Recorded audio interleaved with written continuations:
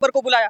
अब सवाल यहाँ पर ये उठता है कि वर्तमान समय में बाबर की और औरंगजेब की बातें क्यों की जा रही हैं। मैं तो जितने भी दिल्ली के उत्तर प्रदेश में समाजवादी पार्टी, केंद्र में कर लिया जाए तो कांग्रेस पार्टी, उनके नेताओं को अब Z+ सिक्योरिटी क्यों दे रखी है? क्या देश के पैसे को बर्बाद करने के लिए दे रखा है? या आप तो क्रूर अंग्रेज था, अंग्रेजों ने न मालूम कितने भारतीयों को मारा। क्या अंग्रेजी शासन काल में हिंदू जो है उनके वहां जो है डीएम नहीं थे? क्या राज्यपाल हिंदू नहीं? इस समय औरंगजेब को मानने वाले लोग हैं, क्लियर, उसका कोड बिल्कुल क्लियर है, तो यार वो क्यों नहीं उनको जेल में डालता है? तब विपक्ष से निकल करके आता है कि संतुलन को आप देख लीजिए, उसने जो है अपने राज्य में अस्थिरता पैदा की। अस्थिरता पैदा करने का परिणाम ये हो कि उसके दुश्मन बढ़ते चले गए और उसके राज्य का पतन हुआ और क्रूर तरीके से हत्या हुई। नमस्कार, आप देख रहे हैं नेशनल अयोध्या। मैं हूं प्रदेश की राजधानी लखनऊ में। देश में इसमें सबसे ज्यादा बहुचर्चित मामला अगर कोई चल रहा है तो राणा सांगा जी को लेकर चल रहा है। सदन में अभी समाजवादी पार्टी के राज्यसभा सांसद रामजी लाल सुमन, जिन्होंने एक विवादित बयान दे दिया, उसके बाद देश में हंगामा मच जाता है। किसी एक समाज को जो है आहत पहुंचाता है। तो इसी तमाम मुद्दों को लेकर आइए बात करते हैं। हमारे साथ वरिष्ठ पत्रकार हैं, इनसे बात करेंगे कि पत्रकार, और क्योंकि ये जगह जगह जाते रहते हैं, ग्राउंड रिपोर्ट लेते रहते हैं, सबसे मिलते रहते हैं, पत्रकारों में क्या भावना है और इन्होंने जितना एनालिसिस किया अभी तक, इस बात का निष्कर्ष क्या निकल के आता है, कहाँ पे थमेगा। स्वागत है सर आपका। क्या कहना चाहेंगे इस विवाद को लेकर? देखिए, राणा सांगा, इसमें कोई शक नहीं, कोई योद्धा थे, योद्धा है, योद्धा रहेंगे। लेकिन सवाल एक ये भी निकल करके आता है कि योद्धा के साथ साथ आपने अपनी शासन प्रणाली में जो गलतियां की तो उस पर सवाल उठेगा, और सवाल उठेगा तो उस पर चर्चा होगी। जैसे कांग्रेस के शासनकाल में जो कमियां हुई उन पे चर्चा हो रही है। योगी के शासन में कहाँ कमियां हैं, इसके बाद आने वाली पीढ़ियां चर्चा करेंगी। नरेंद्र मोदी के शासनकाल में क्या कमियां हो रही, इस पे चर्चा होगी। विदेश पॉलिसी क्या है, इस पर भी चर्चा होगी। राणा सांगा ने औरंगजेब को बुलाया, उस समय की तत्कालीन ऐसी परिस्थिति रही होगी कि हम कैसी डिप्लोमेसी करना चाहते हैं, और डिप्लोमेसी के तहत उनका कंपैक्ट हुआ और उसमें वो बाबर आया। हो सकता है उन्होंने उस समय अपनी सत्ता को संभालने में नाकामयाब रहे, विदेशी शक्ति से हाथ मिला लिया, विदेशी शक्ति भारी बैठ गई, इसको खा गई। जैसे अंग्रेज जब हमारे वहाँ आए तो पहले उन्होंने ईस्ट इंडिया कंपनी की स्थापना की, और लॉर्ड डलहौजी की राज्य हड़प नीति होती थी कि एक राजा से मिलता था, दूसरे राजा को तोड़ता था, फिर इस राजा को भी खा जाता था। इसलिए अंग्रेजों की जो नीति है वो राणा सांगा के समय से ही चली आ रही है। अंग्रेजों ने उसको बाखूबी उसका जो है भरपूर फायदा उठाया। राणा सांगा ने बाबर को बुलाया। अब सवाल यहाँ पर ये उठता है कि वर्तमान समय में बाबर की और औरंगजेब की बातें क्यों की जा रही हैं। मैं तो जितने भी दिल्ली के उच्च सदन में बैठे हुए राज्यसभा सांसद हों, और चाहे लोकसभा में बैठे हुए जो है MP हों, चाहे स्टेट गवर्नमेंट्स के जो MLA हों, MLCs हों, मैं इनसे कहना चाहता हूँ, आप इतिहास को क्यों पलटना चाहते हो? इतिहास में जो हो गया भूल जाइए। इस समय जनता ने, वर्तमान जनता ने, यानी देश की प्रेजेंट जनता ने आपको चुना है, रोटी कपड़ा मकान के लिए चुना है, डेवलपमेंट के लिए चुना है। आप वहां क्यों ले जाते हो? अब रामजी लाल सुमन ने देश की सबसे बड़ी पंचायत जो अदालत है, जो मंदिर है, वहां पर बोला। उसके ठीक 12 घंटे पहले उत्तर प्रदेश के मुख्यमंत्री योगी आदित्यनाथ का बयान था, ANI के इंटरव्यू पर था, उस पर कि ये लोग औरंगजेब को आदर्श मानने वाले हैं। एंकर ने कोट भी किया कि आप ऐसा क्यों कह रहे हो, तो उन्होंने कहा कि ये औरंगजेब को फॉलो करते हैं, औरंगजेब को जो है अपना आदर्श मानते हैं, औरंगजेब की पूजा करते हैं। तो मैं सीधे बतौर जो सामान्य नागरिक होने के नाते उत्तर प्रदेश के मुख्यमंत्री से कहना चाहता हूं, अगर आपने किसी को औरंगजेब का आदर्श मानने वाले को चिन्हित कर लिया है, तो आप उत्तर प्रदेश यानी देश के सबसे बड़े सूबे के मुख्यमंत्री होने के नाते आपने कौन सी जिम्मेदारी निभाई? आपने उस व्यक्ति को जेल में क्यों नहीं डाला? जो सनातन को गाली दे रहा था उसका महिमा मंडन आप क्यों कर रहे हो? आपके ही बगल 1 किलोमीटर दूरी पर बंदा आता है, जाता चला जाता है। आपने स्पष्ट करके भी बताया कि विपक्ष का मतलब उत्तर प्रदेश में समाजवादी पार्टी, केंद्र में कर लिया जाए तो कांग्रेस पार्टी, उनके नेताओं को आप Z+ सिक्योरिटी क्यों दे रखी है? क्या देश के पैसे को बर्बाद करने के लिए दे रखा है, या आप सिर्फ देश की सामान्य परंपरा है? क्या परंपरा होती है? पूर्व को जो है सिक्योरिटी देना, क्या परंपरा है?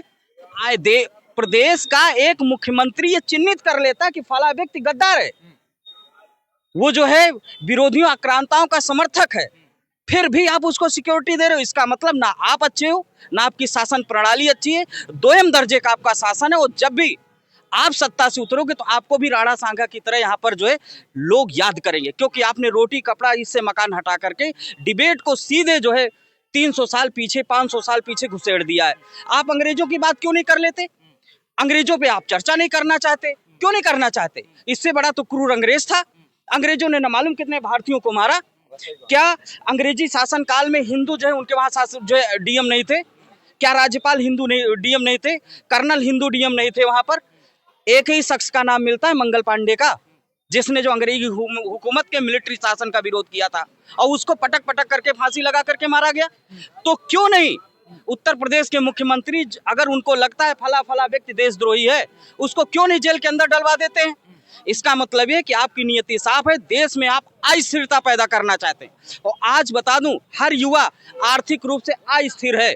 आप घूम लीजिए, की क्रिया की प्रतिक्रिया होती रहेगी, आपको लग रहा है? उन्होंने कहा तो इन्होंने पलट के इनके ही नहीं, ये क्रिया की प्रतिक्रिया है ही नहीं। जब उत्तर प्रदेश का जो सत्ता पे बैठा हुआ व्यक्ति जब औरंगजेब की बात कर रहा है, 500 साल के पीछे की बात कर रहा है कि इस समय औरंगजेब को मानने वाले लोग हैं, क्लियर, उसका कोड बिल्कुल क्लियर है, तो यार वो क्यों नहीं उनको जेल में डालता है? तब विपक्ष से निकल करके आता है कि फिर आज देश में यही तय हो जाए कि कौन औरंगजेब का समर्थक है, उसे जेल में डाला जाए, कौन औरंगजेब का समर्थक हिंदू गद्दार है, उसे जेल में डाला जाए। पहले इसी को तय कर लो, फिर डेवलपमेंट की बात करो। तो रामजी लाल सुमन का पूरा स्टेटमेंट सुनिए। उन्होंने कहा कि बाबर को हिंदुस्तान में लाने वाला कौन था? राणा सांगा के शासनकाल में आया। हारा कौन? राणा सांगा के शासनकाल में आया। तो अगर हम इसी चश्मे से देखा जाए तो यही तय कर लिया जाए कि कौन गद्दार की औलाद है, कौन औरंगजेब की औलाद है, कौन मुगल की औलाद है, पहले यही तय कर लिया जाए, फिर शिक्षा चिकित्सा की बात की जाए। जब देश के प्रधानमंत्री से लेकर के सत्ताधीश वाला गद्दार कैसे हो सकता है? मान लीजिए उन्होंने वो हार गए बाबर से लड़ते लड़ते, तो गद्दार कैसे हो गए? इसमें गद्दार की बात कौन कह रहा है? औरंगजेब को आदर्श मानने वाले लोग देश हितैषी नहीं हो सकते। उत्तर प्रदेश के मुख्यमंत्री का कोड है, एएनआई पे उसका इंटरव्यू है। औरंगजेब आदर्श है क्या? आपको लगता है कुछ लोगों के लिए आदर्श है क्या हमारे देश? यार ये तो मुख्यमंत्री से पूछना चाहिए। आप कह रहे हो कि यूपी में औरंगजेब को आदर्श मानने वाले विपक्ष के लोग हैं, वो तो स्पष्ट कर रहे हैं। हमें तो नहीं लगता कि अखिलेश यादव जब मुख्यमंत्री रहे होंगे तो औरंगजेब का फोटो लगा के विधानसभा में कहीं पूजा किया होगा, सिजदा किया होगा कि भैया औरंगजेब, इसका महिमा मंडन किया जाए। मुझे नहीं लग रहा राहुल गांधी ने कभी जो है उसका फोटो लोग संसद में लगा होगा, पार्लियामेंट में लगा हो। लेकिन उत्तर प्रदेश के मुख्यमंत्री कह रहे हैं ना कि विपक्ष के लोग औरंगजेब को मानने वाले हैं, उनको आदर्श मानते हैं। तू तो कोड कर रहा है यार, एक देश का, प्रदेश का मुख्यमंत्री कोड कर रहा है। सबसे बड़ी विडंबना है। तो सवाल तो मुख्यमंत्री से होना चाहिए। मैं तो आपके चैनल से पूछना चाहता हूं योगी जी से, जब आपने औरंगजेब को आदर्श मानने वालों को चिन्हित ही कर लिया है तो यार कार्रवाई कर दो, सीधे उठा के जेल में डाल दो। सत्ता आपके पास है, बुलडोजर आपके पास है, पावर आपके पास है, जनता आपके पास है, समर्थन आपके पास, क्यों नहीं डालना चाहते हो? अगर नहीं डालना चाहते तो इसका मतलब है आप देश में अस्थिरता पैदा करना चाहते हो। और जब देश अस्थिर होगा, और मैंने अभी एक बात बताया है, देश का जो युवा है अस्थिर है, इको आर्थिक रूप से अस्थिर है। और जब देश में या आर्थिक रूप से चाहे परिवार हो चाहे व्यक्ति हो अस्थिर होगा तो फिर दंगा होगा। और कहीं ना कहीं जिम्मेदार फिर तो दोनों हो जाते हैं ना। चलिए सत्ता ने कह दिया तो विपक्ष का भी तो फर्ज बनता है रोजगार शिक्षा पे बात करना, वो क्यों नहीं बात करना? विपक्ष में बैठे हैं तो सत्ता की कमियां गिनाने के लिए। पत्रकार महोदय देखिए, अपने साथी हो, आप सारी डिबेट उठा के देख लीजिए, विपक्ष की तरफ से जितने स्टेटमेंट निकले हुए, बात रोजगार के, अभी आपके चैनल पे मैं ही डिबेट कह रहा हूँ, रोजगार की बात क्यों नहीं करते? उन्होंने कह दिया, इन्होंने उसको जवाब दे दिया, बात यहीं से खत्म हो जानी। और मैं आपको बता दूं, औरंगजेब की बहुत बढ़िया दिलचस्प कहानी है। औरंगजेब का शासनकाल भारत का सबसे स्वर्णिम शासनकाल रहा। जानते क्यों रहा? बहुत इंटेलिजेंट था, लेकिन उसके अंदर एक ही बात की कमी थी, वो अस्थिर व्यक्ति था, मानसिक रूप से पागल था। पागल जानते हो कैसे व्यक्ति को कहते हैं? एक बार की बात है कि एक वहाँ पर वो रहते थे, उसको एक जाट समुदाय में एक आती है, उसको नाम नहीं आ रहा है, कि वो सिर भी मुड़ा लेते थे, बाल मुड़ा लेते थे वो, उसको अभी बताएंगे उसको। वो लोग जो है सारे धर्मों को मानने वाले लोग थे। यहाँ पर नरनौल पड़ता है, वहाँ पर वो विचारधारा थी। तो वहाँ दो लोग बैठ के आपस में बातचीत कर रहे थे। बातचीत करने में ये हुआ कि कुछ बात ऐसी बोल दिया कि औरंगजेब को बुरा लग गया, तो उसके सिपाही ने उनको तमाचा मार दिया। तमाचा मार दिया, चूंकि वो जाट समुदाय का मामला था तो जाट काफी एकत्र हो गए उसमें। औरंगजेब जानते हो क्या किया? उसने उस मामले को सुलझाया नहीं, खुद ही झंडा लेके पहुंच गया। सोचिए, एक राजा होने के बावजूद एक सिपाही की लड़ाई में आकर के खुद सामने खड़ा हो जाता है, तो उस राजा के मानसिक संतुलन को आप देख लीजिए। उसने जो है अपने राज्य में अस्थिरता पैदा की। अस्थिरता पैदा करने का परिणाम ये हो कि उसके दुश्मन बढ़ते चले गए और उसके राज्य का पतन हुआ और क्रूर तरीके से हत्या हुई। अब इसी का उदाहरण मैं उत्तर प्रदेश के मुख्यमंत्री से कर देना चाहता हूँ। संभल के एक सीओ ने स्टेटमेंट दे दिया। अरे यार, सीओ है, छोटा है, दे दिया, बात खत्म हो गई वहीं से। उसको 2-3 डांट फटकार करके खत्म करो मामले को। लेकिन नहीं, उत्तर प्रदेश के मुख्यमंत्री एक स्टेटमेंट जारी करते हैं। यार वो पहलवान है, बोल दिया जो उसमें, यानी कि एक प्रदेश का राजा जो सबसे बड़े पद पर बैठा हुआ है, एक सिपाही को कोड कर रहा है। तो सोच लो उसके मानसिक संतुलन की क्या स्थिति रही होगी।